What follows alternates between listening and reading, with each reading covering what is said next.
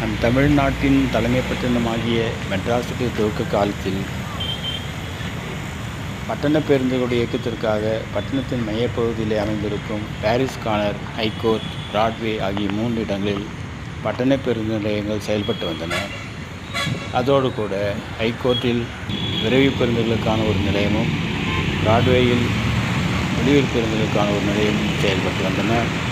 காலப்போக்கில் பயண வண்டிகளுடைய நெரிசல் பட்டணத்திற்குள் அதிகரித்தபடினாலே கோயம்பேட்டிலே புதிதாக ஒரு பேருந்து நிலையம் அமைக்கப்பட்டு அங்கே விரைவு பேருந்துகள், வெளியூர் பேருந்துகள் ஆகிய அனைத்தும் மாற்றப்பட்டன.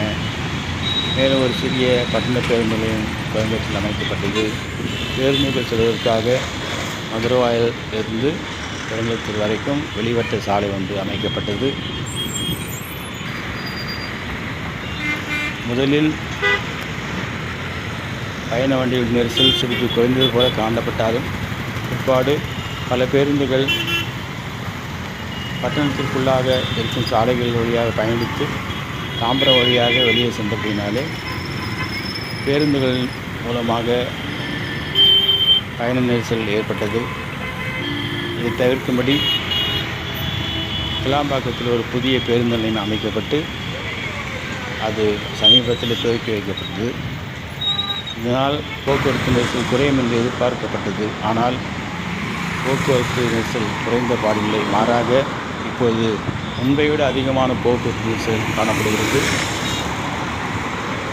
சென்னையின் பிரதான சாலைகளில் ஆங்காங்கே போக்குவரத்து நெரிசல் இருப்பதோடு கூட வெளியே செல்லும் சாலை ஆகிய ஜிஎஸ்டி சாலையில் விமான நிலையம் தொடங்கி இப்போது அமைக்கப்பட்டிருக்கும் அந்த கிளாம்பாக்கம் பேருந்து நிலையம் வரைக்கும் தினந்தோறும் பயண வண்டிகளுடைய நெரிசல் மிகவும் அதிகமாக காணப்படுகிறது.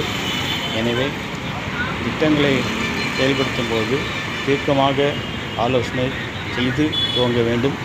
நினைத்தபடியெல்லாம் திட்டங்களை செயல்படுத்தினால் அதனால் எந்தவிதமான பயனும் ஏற்படாது என்பதை இந்த பட்டண நிர்வாகம் தெரிந்து கொண்டு அதன்படி செயல்பட வேண்டும்.